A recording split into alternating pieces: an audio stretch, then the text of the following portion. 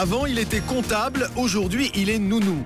Il s'occupe de vos enfants, il les nourrit, il change leurs couches, il leur apprend à colorier. Les nounous hommes, c'est une nouvelle tendance, même si ça peut surprendre certaines mamans. Bonsoir à tous, autour de 100% Mag, nous sommes le jeudi 6 mars et on commence tout de suite avec un nouvel épisode de la guerre des sexes. Vous le savez, depuis quelques années, les femmes accèdent de plus en plus à des places ou des fonctions jusque-là réservées aux hommes. L'année dernière, Ségolène Royal a atteint le 2e tour de l'élection présidentielle. Le patronat français est dirigé par Laurence Parisot. Il paraîtrait même qu'il y a des filles qui parlent de foot. Alors tout ça, c'est formidable, mais ça marche aussi dans l'autre sens. Et aujourd'hui, certains métiers, auparavant réservés aux femmes, commencent à s'ouvrir aux hommes. C'est le cas du métier de nounou. Aujourd'hui en France, moins d'1% des nounous sont des hommes, mais ce chiffre pourrait rapidement augmenter. Pour en savoir plus, Florent Quête a suivi David et Philippe, 2 super nannies au masculin.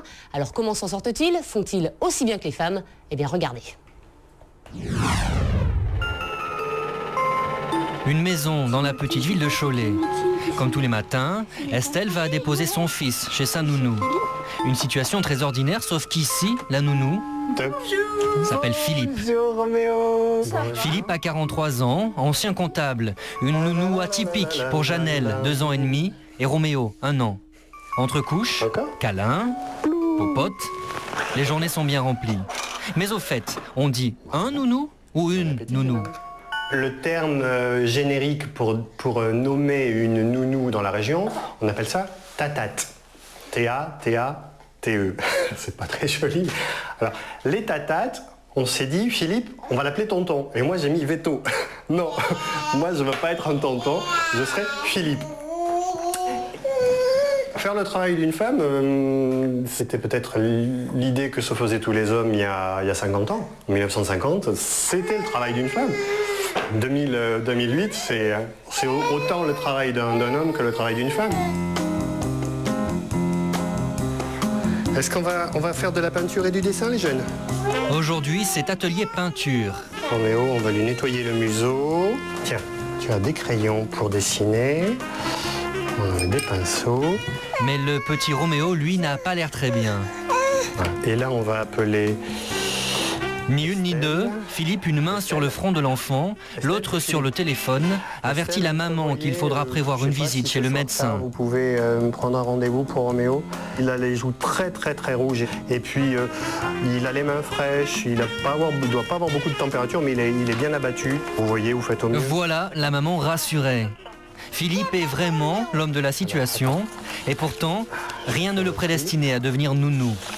Avant d'être assistant maternel, j'ai été comptable et informaticien et j'ai quasiment divisé mon salaire par 2 parce que je ne fais pas ça pour l'argent, je fais ça parce que ça me plaît, parce que j'ai été en congé parental et on est en congé parental, c'est pareil, on ne le fait pas pour l'argent, on le fait carrément par passion, parce qu'on a envie de s'occuper d'enfants. Notre meilleure note, c'est le sourire de l'enfant quand il s'en va ou quand il arrive. La devise de Philippe, c'est « Les enfants entrent en pleurant et sortent en souriant ». Une devise que Philippe applique 50 heures par semaine, contre un salaire mensuel de 1 100 € net. Il est 18 h et les parents sont venus récupérer leurs enfants et leurs chefs-d'œuvre. Toutes ces activités font de Philippe une nounou modèle. Et les parents sont aux anges. Janelle, c'est mon premier enfant, donc c'est vrai que quand c'est une femme qui la garde, moi je trouvais ça moins évident de poser des questions. J'avais parfois le sentiment que je faisais moins bien que la nourrice. Qu'avec Philippe, j'étais plus à même de lui demander des conseils sans effectivement moi me sentir dans une compétition. C'est peut-être un grand mot, mais bon, il y avait peut-être un petit peu de ça quand même. Fin de service pour la nounou. Au niveau devoir, t'en es où, toi? Moi, je dois avoir des examens d'anglais. Toute sa famille est de retour. C'est alors une journée d'homme au foyer et de papa modèle qui commence pour Philippe. Et pour madame, qui vient de passer 8 heures harassante dans sa boutique du centre-ville, c'est un vrai soulagement. Moi, je fais pas de ménage, je fais pas la vaisselle, je fais pas à manger ou très peu. Donc oui, c'est super pratique. Moi, j'ai le rôle parfait du qu'est-ce qu'on mange. C'est génial. Pourvu que ça dure. Ah mais ça va durer. Il n'y a pas de raison que ça dure pas. À l'autre bout de la France, une autre nounou. David. Lui n'a pas la chance de Philippe, il a bien du mal à trouver du travail, car les mamans ont encore parfois des préjugés. Si je vous dis que le monsieur derrière, là, c'est une nounou, qu'est-ce que vous me dites? Que je ne crois pas. En général, des nounous, c'est pas chez les messieurs, et encore moins de ce gabarit-là, quoi. 2 mètres pour 140 kilos, David effraie peut-être certaines mères de famille. Moi, personnellement, ça me fait un peu peur. Dans une boulangerie, une fois, j'ai mis un petit papier, comme beaucoup font, avec les petits numéros de téléphone. Et donc, je marque jeune homme, vingtaine d'années, garde d'enfant, 6 ans d'expérience de garde dans la même famille. Et je suis passé 1 mois après pour vérifier l'annonce. Il n'y avait aucun papier de déchiré, alors qu'à côté, il y avait une jeune fille qui avait mis son annonce, 16 ans, et tous les papiers étaient déchirés. Malgré 10 ans d'expérience et ses diplômes d'assistant maternel, il ne fait que quelques heures de babysitting par semaine. Pourtant, David adore les enfants et les enfants adorent David. Vous y arrivez? Vous vous êtes donné la main? Ah, vous voyez? Il faut qu'on soit tous les 3 pour entourer l'arbre. Est-ce que vous préférez avoir une fille ou un garçon qui vous garde? Un garçon. Hein, pourquoi? Et avec les filles, on joue pas?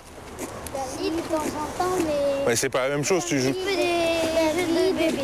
C'est des jeux de bébé. Ouais, elles sont plus maternisantes, quoi. Donc c'est ça, souvent c'est ça. Alors mesdames, David, avec ses 29 ans et ses 140 kilos, il ne vous plaît pas comme nounou? Alors justement, est-ce que vous aussi, vous pourriez confier vos enfants à une nounou au masculin, une super nanny, un super nanny, comme Philippe ou David? Eh bien, c'est la question qu'on vous a posée aujourd'hui et c'est vous qui le dites. J'ai des amis qui ont déjà fait du babysitting, des amis garçons qui ont déjà fait du babysitting et je suis sûr qu'ils peuvent s'en sentir mieux que certaines filles. Que ce soit un homme ou une femme, pourvu qu'il ait ou qu'elle ait du cœur. Je trouve que c'est très bien, ça les responsabilise. D'une certaine façon, cela me dérange parce que je crois qu'il y a beaucoup plus de cas de pédophilie chez les hommes que chez les femmes. Pour moi, c'est plus naturel qu'une femme ait ça un peu dans ses gènes pour s'occuper de bébés, d'enfants, d'êtres humains. Voilà. Je pense que au contraire, ça aidera cette personne à développer son esprit paternel et peut-être à vouloir avoir des enfants plus tard et savoir s'en occuper. Donc ce sera très intéressant pour sa femme. S'il s'occupe bien des enfants, pourquoi pas? Pourquoi pas? Donc bon, après quelques questions, tout ça, oui, peut-être, ça peut le faire, bien sûr. Bien sûr, avec plaisir. Et aux États-Unis, avoir un homme comme nounou, eh bien c'est à la mode. Victoria Beckham est actuellement en plein casting pour la garde de son 4e enfant. Et puis Gwyneth Paltrow et Madonna ne jurent plus que par leur super nanny au masculin. Et puisqu'on parle de Madonna, ne ratez pas dans quelques instants dans 100% Mag un portrait étonnant de sa fille Lourdes. Elle a 11 ans, elle mène une vie de star et pourtant elle a su garder la tête sur les épaules. Ce sera dans un instant dans 100% Mag. Mais avant ça, on va s'intéresser aux chiffres du jour. 13 millions. 13 millions, c'est le nombre de Français adeptes du bricolage. Peinture, pose d'un parquet.